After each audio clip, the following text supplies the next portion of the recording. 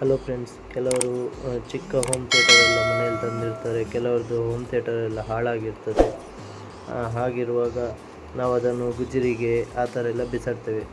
ನಾನಿವತ್ತು ಒಂದು ಗುಜರಿಯಿಂದ ಹೋಮ್ ಥಿಯೇಟರನ್ನು ಬಾಡಿಯನ್ನು ಇಟ್ಕೊಂಡು ಬಂದು ಮನೆಯಲ್ಲಿ ಯಾವ ರೀತಿ 5.1 ಅಂದರೆ ನಿಮಗೆ ಒಳ್ಳೆ ಸೌಂಡ್ ಬರುವಂಥ ಒಳ್ಳೆ ಬೇಸ್ ಕೊಡುವಂಥ ಒಂದು ಹೋಮ್ ಥಿಯೇಟರನ್ನು ಹೇಗೆ ರೆಡಿ ಮಾಡೋದು ಅಂತ ಹೇಳಿಕೊಡ್ತೇನೆ. ನೋಡಿ, ಇದು 5.1 2030 IC ಉಳ್ಳಂಥದ್ದು. ಇದು 4 ICಯನ್ನು ಹೊಂದಿದೆ. 4 ಇಲ್ಲ 5 IC ಇರ್ತದೆ ಇದರಲ್ಲಿ. ಇದನ್ನು ನಾವು ಪರ್ಚೇಸ್ ಮಾಡಿದ್ದು ಅಮೆಝಾನಿಂದ. ನೋಡಿ, ಈ ರೀತಿ ಬರ್ತದೆ. ಇದು 5 ವೋಲ್ಟ್ ಕೊಡುವಂಥದ್ದು. ಇದು ಊಪರ್, ಅದರ ವಾಲ್ಯೂಮ್ ಕಂಟ್ರೋಲು. ಇದು ಸ್ಪೀಕರ್, ಇದು ವಾಲ್ಯೂಮ್ ಇನ್ಪುಟ್ಟು. ಇದು 5 amps ತಗೊಳ್ಳುವಂಥದ್ದು ನಾವು. ಮತ್ತು 12 ಟ್ರಾನ್ಸ್ಫಾರ್ಮರ್ ಯೂಸ್ ಮಾಡಬೇಕಾಗ್ತದೆ. ಅದು ನಿಮಗೆ ಒಂದು 200-250 ರುಪೀಸಲ್ಲಿ ಸಿಗುತ್ತೆ. ಇದು ನಿಮಗೆ ಪ್ಯಾನಲ್ ಬೋರ್ಡು. ಇದರಿಂದ ನಾವು ಬ್ಲೂಟೂತ್ ಕನೆಕ್ಟ್ ಮಾಡುವಂಥದ್ದು. ಇದು ನೋಡಿ, ಇದರಿಂದ ಇನ್ಪುಟ್ ನಮಗೆ ಸಿಗ್ತದೆ. ಲೆಫ್ಟ್, ರೈಟ್, ಗ್ರೌಂಡು ಅಂತೆ. ಅದಕ್ಕೆ 3 ವೈರ್ ಇತ್ತು. ಅದರಲ್ಲೇ ವೈರ್ ಇತ್ತು, ನಾನು ಅದನ್ನು ಯೂಸ್ ಮಾಡ್ತಾ ಇದ್ದೇನೆ.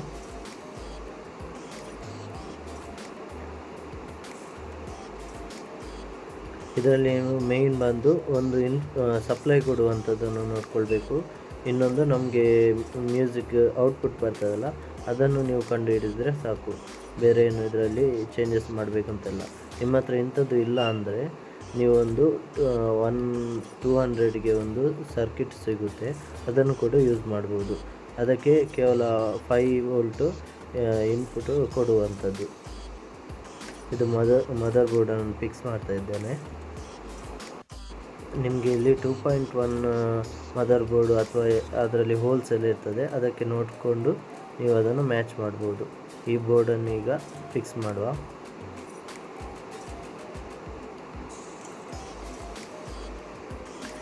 ನನಗೆ ತುಂಬ ಜನ ಹೇಳ್ತಾ ಇದ್ದರು, ನೀವು ವಾಯ್ಸ್ ಕೊಡಿ, ನಿಮ್ಮದು ಇದು ಒಳ್ಳೆ ಆಗ್ತದೆ, ನಮಗೆ ಯೂಸ್ಫುಲ್ ಆಗ್ತದೆ, ಬಟ್ ನೀವು ವಾಯ್ಸ್ ಕೊಡಿ ಅಂತ. ಅದಕ್ಕೋಸ್ಕರ ನಾನು ಈ ವಿಡಿಯೋದಲ್ಲಿ ವಾಯ್ಸ್ ಕೊಡ್ತಾ ಇದ್ದೇನೆ.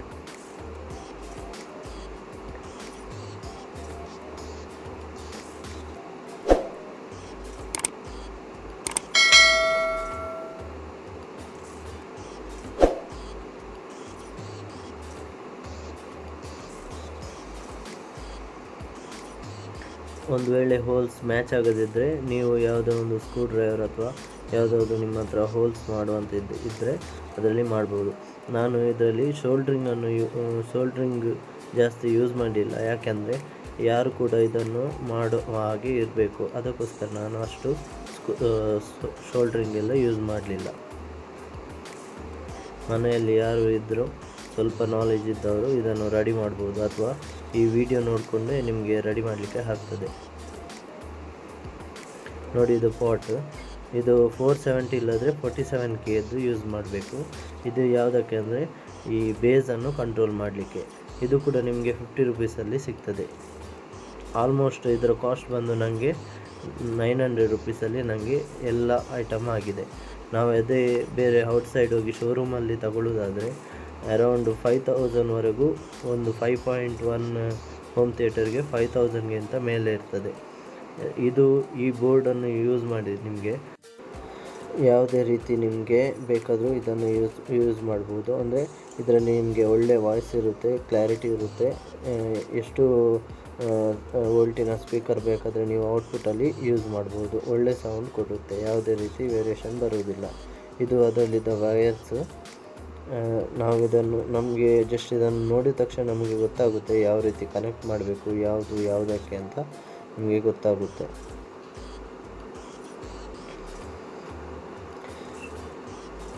ಅದರಲ್ಲಿ 3 ವೈರ್ಸ್ ಬಂದಿರೋದಂಥದ್ದು. ಅದರಲ್ಲಿ ಒಂದು ವಾಲ್ಯೂಮ್, ಇದರದ್ದು ಬೇಸಿದ್ದು ವಾಲ್ಯೂಮ್ ಕಂಟ್ರೋಲು. ಇನ್ನೊಂದು ಬಂದು ನಮ್ಮ ಆಡಿಯೋ ಇನ್ಪುಟ್ ಬರುತ್ತಲ್ಲ, ಅದಕ್ಕೆ ಕನೆಕ್ಟ್ ಮಾಡಬೇಕು. ಅದು ನೆಕ್ಸ್ಟ್ ನಾನು ನಿಮಗೆ ತೋರಿಸೋದಿಲ್ಲ, ಯಾಕಂದರೆ ಇದು ವಿಡಿಯೋ ತುಂಬ ಉದ್ದ ಆಗಿದೆ. ಅದಕ್ಕೋಸ್ಕರ ನಾನು ಡೈರೆಕ್ಟ್ ಹೇಳ್ತಾ ಹೋಗ್ತೇನೆ. ಅದು ಯಾರಿಗೆ ಬೇಕಾದರೂ ಗೊತ್ತಾಗುತ್ತೆ. ಇದು ಪಾಟಿಗೆ ಯಾವ ಥರ ಕನೆಕ್ಟ್ ಮಾಡೋದಂದರೆ, ನೀವು ವೈರನ್ನು ಹಿಡಿಯುವಾಗ ಬ್ಲ್ಯಾಕ್, ಮಿಡ್ಲಲ್ಲಿ ರೆಡ್, ಬ್ರೌನ್ ಬರುತ್ತೆ.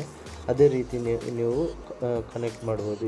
ಯಾವ ಅಂದರೆ ಒಂದೇ ಪ್ಯಾಟರ್ನಲ್ಲಿ ಕನೆಕ್ಟ್ ಮಾಡಿ, ಯಾವ ಸೈಡಿಂದ ಬೇಕಾದರೂ ಆಗುತ್ತೆ, ಅದು ಕಂಟ್ರೋಲ್ ಆಗುತ್ತೆ.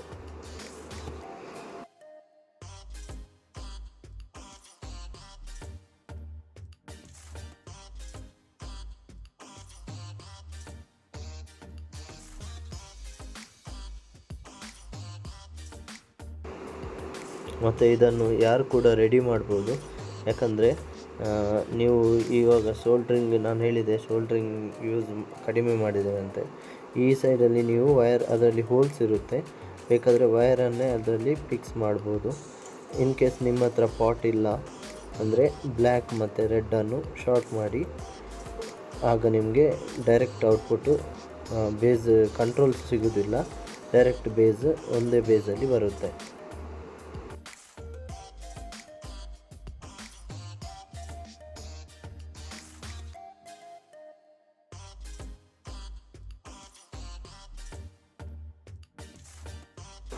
ಈ ರೀತಿ ಕನೆಕ್ಟ್ ಮಾಡ್ಕೊಳ್ಳಿ,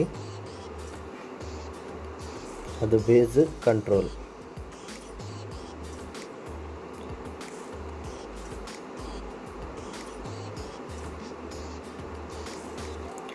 ನೆಕ್ಸ್ಟ್ ಬಂದು ನಾನು ಈ ವಯರಿಗೇ ಡೈರೆಕ್ಟ್ ಕನೆಕ್ಟ್ ಮಾಡ್ತಾ ಇದ್ದೇನೆ. ಯಾಕಂದರೆ ನಾವು ಯಾವುದೇ ವಯರು ತುಂಬ ಉದ್ದ ಇದ್ದರೆ ತುಂಬ ಒಳ್ಳೆಯದು. ಈಗ ನಾವು ಮನೆಯಲ್ಲಿ ಯಾವುದಾದ್ರೂ ಹೋಮ್ ಥಿಯೇಟರ್ ಹಾಳಾದರೆ ನಾವು ಅದನ್ನು ಬಿಚ್ಚುವಾಗ ಯಾವ ರೀತಿ ಇರ್ತದೆ ಅಂದರೆ, ನಾವು ಅದನ್ನು ಬಿಚ್ಚುವಾಗ ಅದು ನಮಗೆ ತೆಗಿಲಿಕ್ಕೇ ಬರೋದಿಲ್ಲ, ಆ ರೀತಿ ಇರ್ತದೆ.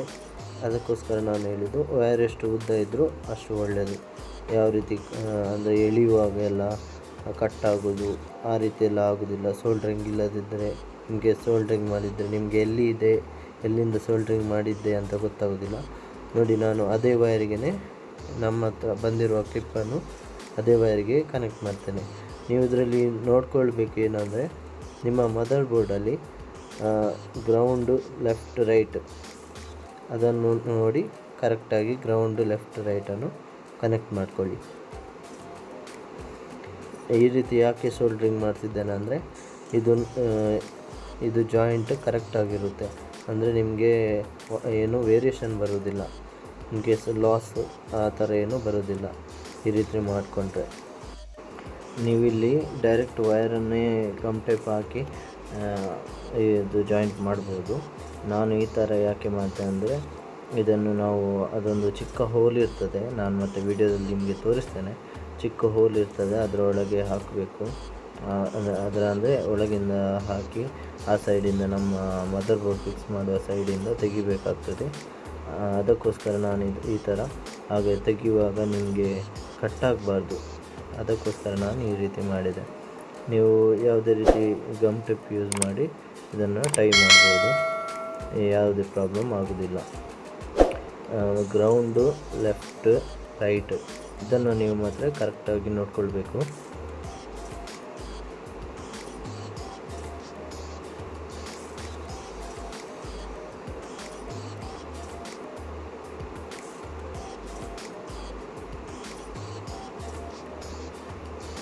ನಾವು ಯಾವಾಗಲೂ ಗಮ್ ಟೇಪ್ ಹಾಕುವಾಗ ನೋಡಿ ಈ ರೀತಿ ಸ್ಟ್ರೈಟಾಗಿ ನಮಗೆ ಬರುವ ಹಾಗೆ ನಾವು ಸೆಟ್ ಮಾಡಬೇಕು. ಯಾಕಂದರೆ ನಾವು ಒಂದು ತುದಿ ಇನ್ನೊಂದು ತುದಿ ಜಾಯಿಂಟ್ ಮಾಡುವಾಗ ಎರಡು ವಯರ್ಗಳು ಕೆಳಗಡೆನೇ ಇದ್ದು ಗಮ್ ಟೇಪ್ ಹಾಕಿದರೆ ಅದು ನಮಗೆ ಯಾವುದಾದ್ರೂ ಚಿಕ್ಕ ಪೈಪಲ್ಲಿ ಅಥವಾ ಯಾವುದಾದ್ರೂ ಚಿಕ್ಕ ರಂಧ್ರ ಇದ್ದರೆ ಅದಕ್ಕೆ ಅದರೊಳಗಿಂದ ಕೊಂಡೋಗುವಾಗ ನಮಗೆ ಕಷ್ಟ ಆಗುತ್ತೆ.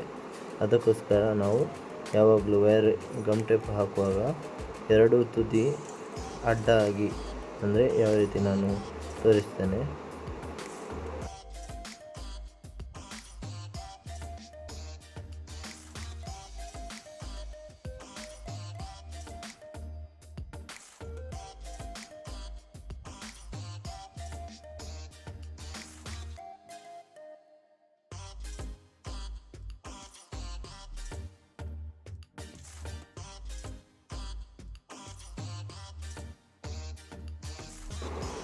ನೋಡಿ, ಈ ರೀತಿ ಸ್ಟ್ರೈಟ್ ಇಟ್ಕೊಂಡು ಈ ರೀತಿ ಗಮ್ ಟೇಪನ್ನು ಹಾಕಬೇಕು. ಯಾವುದೇ ನೀವು ಈ ರೀತಿ ಟೆಕ್ನಿಕನ್ನು ಯೂಸ್ ಮಾಡಿ ಈ ಥರ ನೀವು ಗಮ್ ಟೇಪ್ ಯೂಸ್ ಮಾಡಿದರೆ ತುಂಬ ಒಳ್ಳೆಯದು. ಅಂದರೆ ನಿಮಗೆ ವೈರ್ ಸ್ಟ್ರೈಟ್ ಆಗಿರುತ್ತೆ, ಒಂಥರ ಜಾಯಿಂಟು ಪರ್ಫೆಕ್ಟಾಗಿ ಇರುತ್ತೆ, ಅಸಹ್ಯವಾಗಿ ಕಾಣೋದಿಲ್ಲ.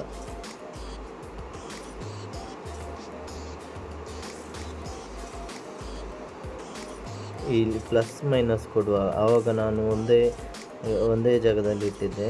ಯಾವಾಗಲೂ ನಾವು ಸಪ್ಲೈಯನ್ನು ಕೊಡುವಾಗ ಅದನ್ನು ಜಾಗ ಒಂದು ಪ್ಲಸ್ ಸ್ವಲ್ಪ ದೂರದಲ್ಲಿಟ್ಟು ಮೈನಸ್ ಸ್ವಲ್ಪ ದೂರದಲ್ಲಿಟ್ಟು ಟೈ ಮಾಡಬೇಕು.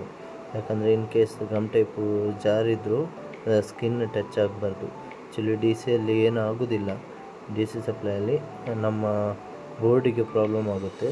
ಅದಕ್ಕೋಸ್ಕರ ನಮಗೆ ಯಾವುದೇ ರೀತಿ ಪ್ರಾಬ್ಲಮ್ ಆಗೋದಿಲ್ಲ, ಅದರಲ್ಲಿರುವ ಕಾಂಪೊನೆಂಟ್ಸ್ ಹಾಳಾಗ್ತದೆ ಮತ್ತು ನಿಮ್ಮ ಬೋರ್ಡ್ ವರ್ಕ್ ಆಗೋದಿಲ್ಲ.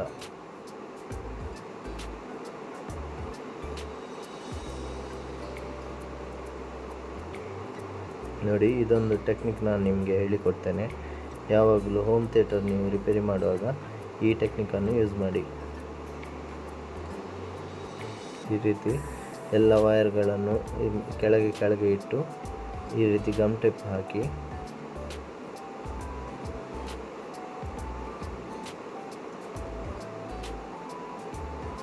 ಇದು ನಿಮಗೆ ತುಂಬ ಯೂಸ್ಫುಲ್ ಆಗಿರುತ್ತೆ.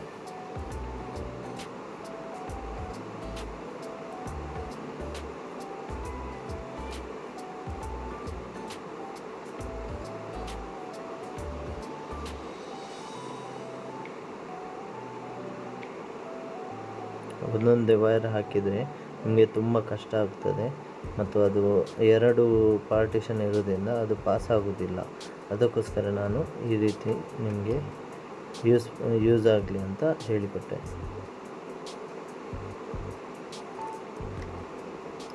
ಇವಾಗ ಇದರ ಪೆನಲನ್ನು ಫಿಕ್ಸ್ ಮಾಡುವ.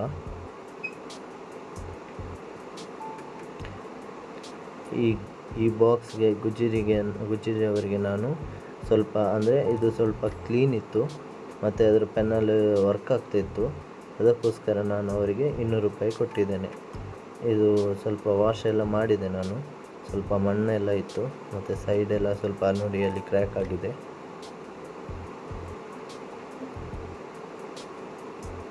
ಕ್ಲೀನಾಗಿ ವಾಶ್ ಮಾಡಿ, ಯಾವುದೇ ನಿಮ್ಮ ಹತ್ರ ಮನೆಯಲ್ಲಿ 2.1 ಇದ್ದರೆ ಅದನ್ನೇ ಯೂಸ್ ಮಾಡ್ಬೋದು. ಟ್ರಾನ್ಸ್ಫಾರ್ಮರನ್ನು ಫಿಕ್ಸ್ ಮಾಡುವ. ಟ್ರಾನ್ಸ್ಫಾರ್ಮರ್ ನಿಮಗೆ ಬಂದು 12012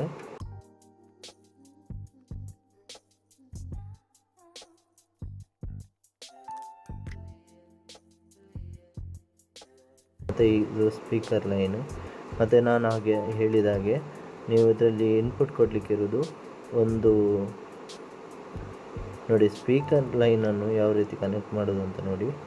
ಒಂದು ಗ್ರೌಂಡ್ ಇರುತ್ತೆ, ಮತ್ತೊಂದು ಪ್ಲಸ್ ಇರುತ್ತೆ, ಅಂದರೆ ಪ್ಲಸ್ ಮತ್ತು ಗ್ರೌಂಡು ನೋಡಿ ಈ ರೀತಿ ಫಿಕ್ಸ್ ಮಾಡುವಂಥದ್ದು. ಇವಾಗ ನಾನು ಫಿಕ್ಸ್ ಮಾಡಿದೆ, ಈಗ ನಾನು ಕನೆಕ್ಟ್ ಮಾಡಿದೆ. ಮತ್ತು ಬೇಸ್ ಬಂದು ನನಗೆ ನನ್ನ ಹತ್ರ ಸ್ಪೀಕರ್ ಇತ್ತು ಬೇಸಿದ್ದು, ನಾನು ಅದನ್ನೇ ಯೂಸ್ ಮಾಡಿದ್ದೇನೆ. ಇದರಲ್ಲಿ ನಿಮಗೆ ಬಾಕ್ಸ್ ನೋಡುವಾಗ ನಿಮಗೆ ಬೇಸಲ್ಲಿ ಕನೆಕ್ಟ್ ಮಾಡಬೇಕು ಅಂತ ನಿಮಗೆ ಗೊತ್ತಾಗ್ತದೆ. ಇನ್ ಕೇಸ್ ನಿಮ್ಮ ಹತ್ರ ಬೇಸ್ ಅದರಲ್ಲಿ ಇದ್ದರೆ ಅದನ್ನು ಯೂಸ್ ಮಾಡ್ಬೋದು. ಇವಾಗ ಸ್ಕ್ರೂ ಎಲ್ಲ ಹಾಕಿ ಆಯಿತು, ಬನ್ನಿ ಇದನ್ನು ಪ್ಲೇ ಮಾಡುವ.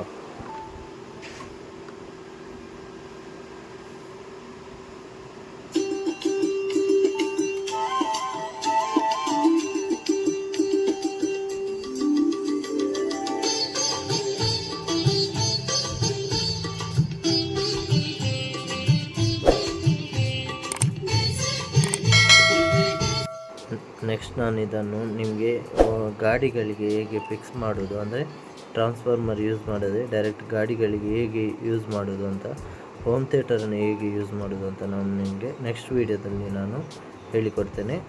ಇದರ ಬಗ್ಗೆ ನಿಮಗೆ ಏನಾದರೂ ಕೇಳಲಿಕ್ಕಿದ್ರೆ ನೀವು ಕಮೆಂಟ್ ಬಾಕ್ಸಲ್ಲಿ ಹಾಕ್ಬೋದು. Thank you for watching ABD Tech Info.